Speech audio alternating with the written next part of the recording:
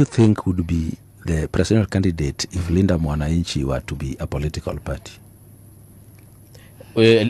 Presidential candidate in Linda Mwananchi or the... Linda Mwananchi.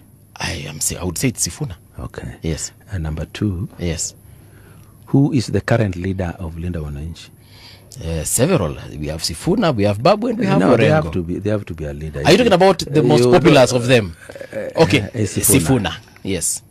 Do you think Sifuna has the resources to do the rallies they are doing? Definitely, as Opio had put it, yes, he's sponsored. Do you think there is a person in this country, right, who would look for somebody, probably from another community, put billions on him, make him president? How will he control him after he becomes president?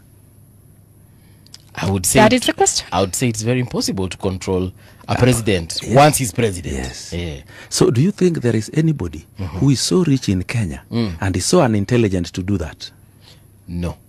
So I can tell you here now, keep it on record, Edwin Watenya Sifuna will not be a presidential candidate.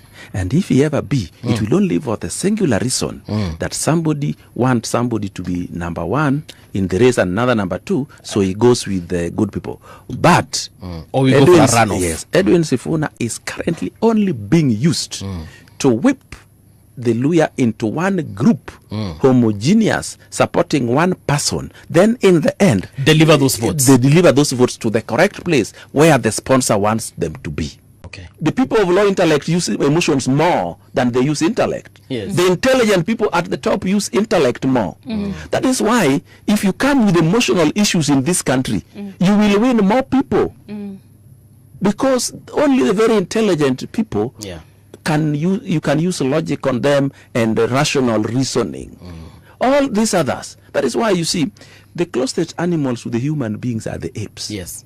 The monkeys. And when they want to go to war, they mobilize through war, and they are at war. So that is how they mobilize each other. Again, when people are too many, their average IQ goes down. Okay.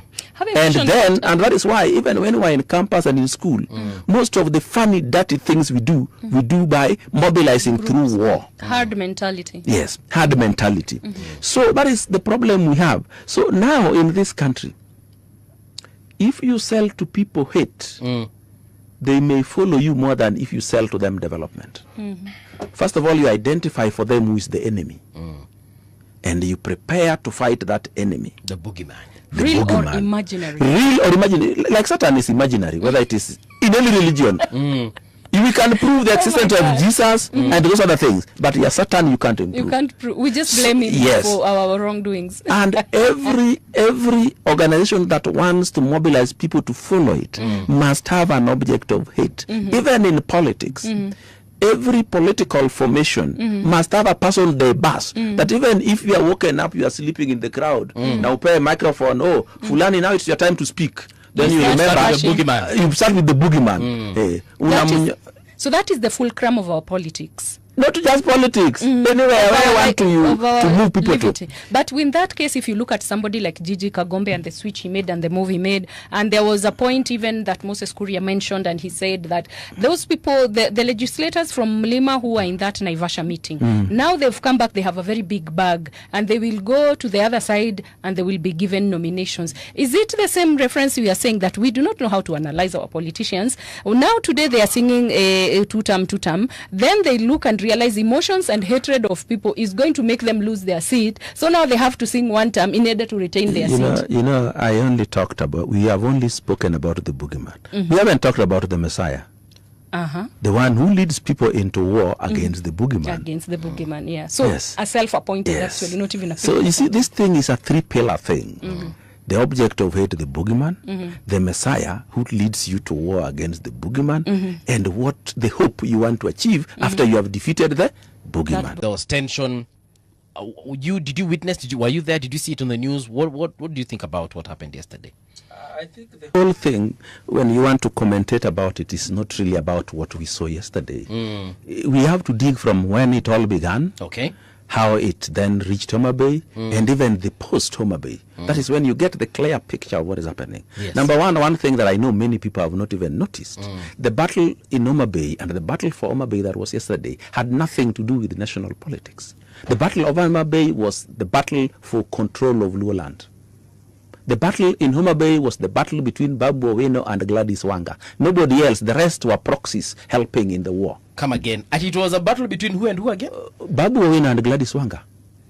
But Babu is an MP for regional supremacy or exactly regional supremacy. Do you think if Babu were to become anything, it would be, where would be his place? Luland. Just like Laira was MP for Langata. But Luland was his kingdom. Okay. The fight there, I don't know if you ever got the goal that was to get into Homa Bay. Did you see how Babu Owino fought to get into Homa Bay? There was not even a crowd to go and address, but he had to leave that place only after he had gotten into the Homa Bay CBD. Now that's a new And perspective. you also must also look at it this way. Gladys Wanga had put every stop, real, imagined, legal, illegal, moral, immoral, to stop him. I'm sorry, I'm laughing, but this is actually No, it's laughable. So it has nothing to do with national politics. It has nothing to do with William Ruto. It is their battle for the Luo. Are you trying? And I want you also to see how passive was Sifuna in the whole thing and Orengo. You want to tell me of all the elders, sorry, not elders, but leaders we have in Luo Nyanza? Yes. Hapa kuna vita ya Babu Owino na Wanga, and I'm just thinking, but Babu is just a young guy. Embakasi East MP, Wanga is a whole governor of Homa Bay County. By the way, their ages are very close, if you didn't know. Actually, you're now telling me things I didn't know.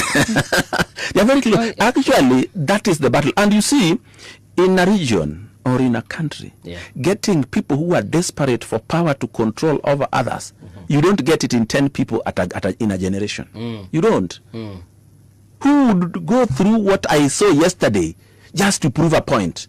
Because when Babu was getting into Homa Bay at 7 minutes past 10 p.m., he was not getting there to address any crowd. He was getting in there to prove a point. But he can go past Genoa's barriers? Yes.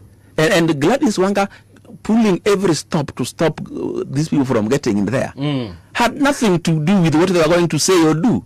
So your feeling is that the way people are concerned that a repeat of what happened with Uhuru, he parted ways with the people who had supported him to power. At this point, you do not want to be quoted as saying whether or not anybody anticipates it. You've told us what kile ambacho umekula ndicho chako. That we have settled. But now again, when it comes to what His Excellency Ruto is doing, do you have a feeling he's doing it just because he's a leader who wants to develop the nation across, or he's doing it to impress people from that region? From where I sit, both of it, whichever way you're good with it, as long as development comes. From where I sit, as early as President William Ruto was sworn in, and there were still darlings with his deputy, and the Mount Kenya was still fully behind him, he had started coming to Homa Bay. He had started coming to Luo Nyanza, talking and implementing development projects. And I remember Rigathi Gachagua saying that I parted ways with William Ruto when he started talking to Raila Odinga and the Luo. That is on record. So I want to believe that President William Ruto meant well to spread development throughout the country. And for an educated person and a person who thinks fairly and squarely, it is a good thing even for the economy of the whole country, including Central, Coast, and everywhere else. Because when you develop Migori, those manufacturers in Thika will get their goods there more cheaply, and they will get developed people as a market for their goods. That is how it is. But convergent thinkers see it as developing a people who are not supposed to be development. You know, in sessional paper number 10 of 1960, I think 4, there was a clause there that places that are not so productive should delay. That was the northern frontier. Yes, that was a makosa. That was a big mistake. Because when you are developing a region, you are creating a market for other regions also. And you never know what you will discover in those places in future. We had problems now when we finally discovered oil in Turkana, and there were no proper roads to take us there, and there were no proper road to transport the oil. And they're still not there. And God is not a bad God. God knows that if I make this arid, underground, I'll put for you something. For sure. Oil, some good water, some good minerals, and so